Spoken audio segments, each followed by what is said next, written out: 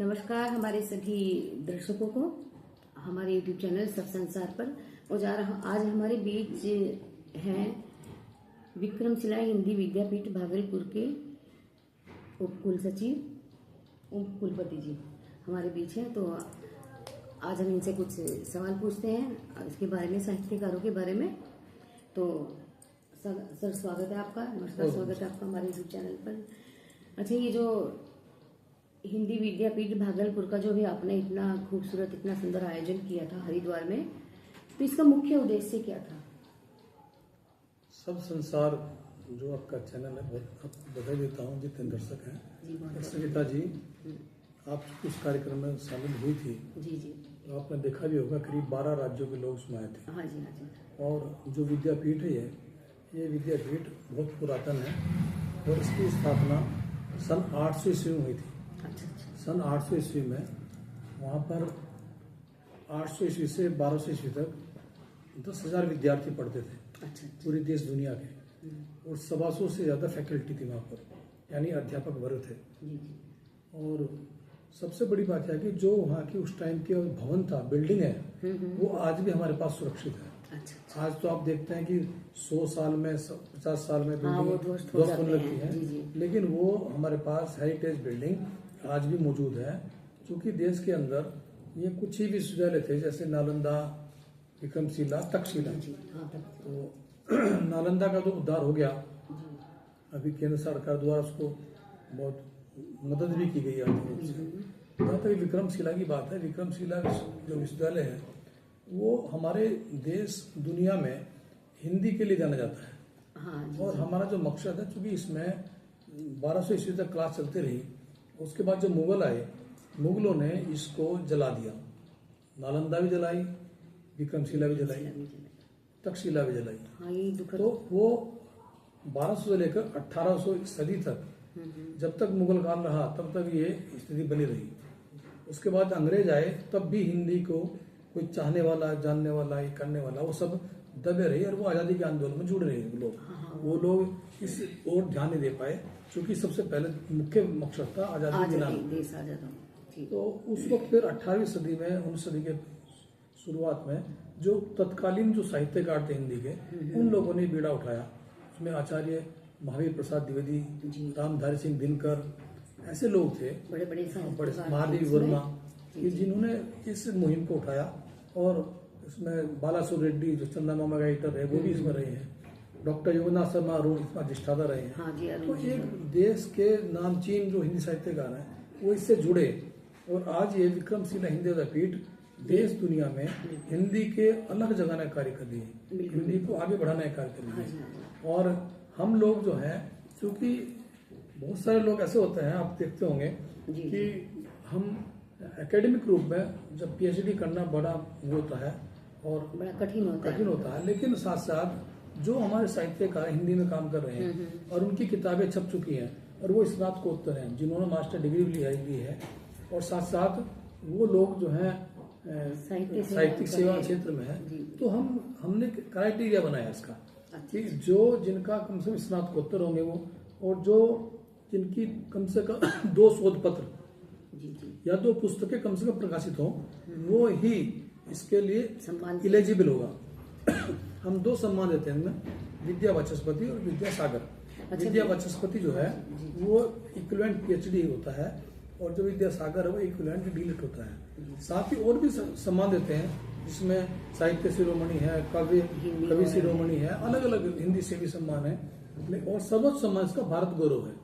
लेकिन एकेडमिक रूप से मुख्य 2 ही सम्मान है, विद्या वाचस्पति और विद्या सागर। और हम उन लोग देते हैं जिनकी किताबें हैं, जिन्होंने काम किया क्षेत्र में, जो साहित्य सेवा कर रहे हैं, जिन्होंने अपना जीवन पूरा साहित्य को समर्पित कर दिया है, उन लोगों के लिए बहुत अच्छा है।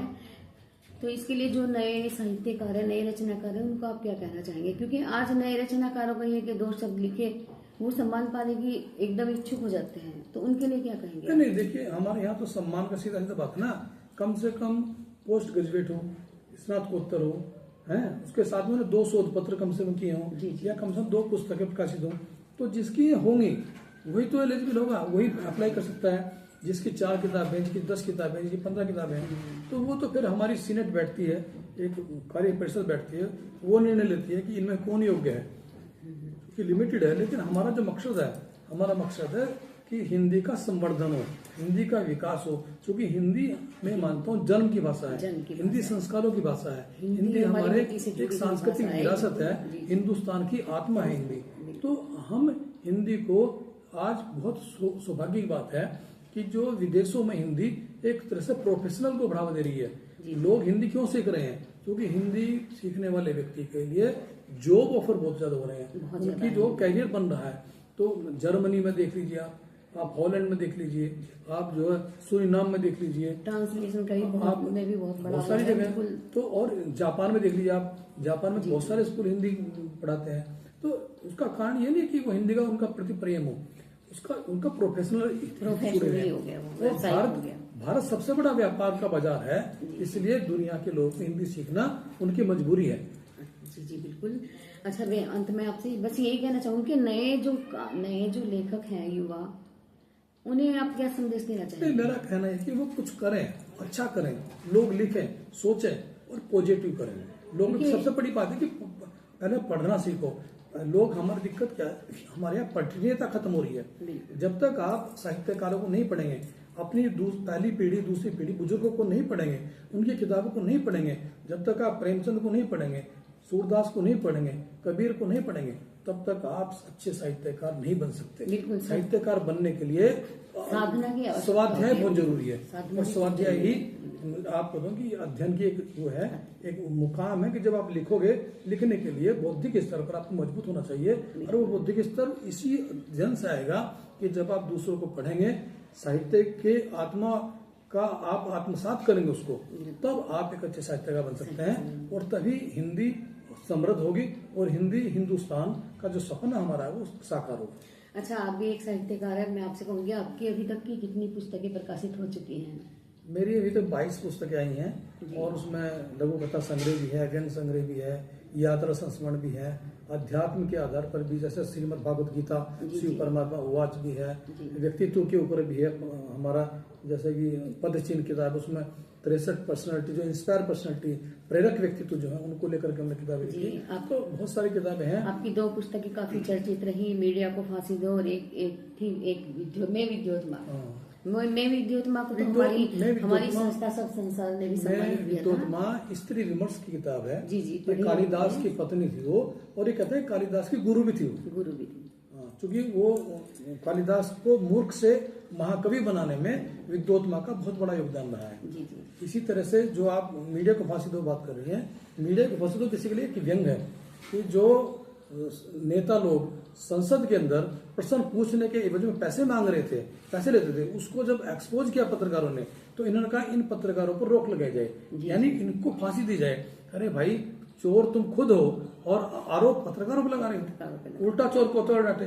तो ये एक व्यंग है और ये हमारी लोकतांत्रिक व्यवस्था में तीखा व्यंग था, जिसकी बहुत सराहना हुई और डीडी न्यूज पर आधे घंटे तक से समीक्षा भी हुई है। बहुत अच्छा।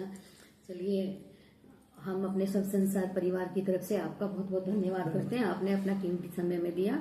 सभी दर्शकों से कहूंगी कि वीडियो को लाइक शेयर कीजिएगा और चैनल को सब्सक्राइब कीजिएगा। फिर मिलते हैं ऐसी किसी महान हस्ती के साथ। तब तक के लिए नमस्कार।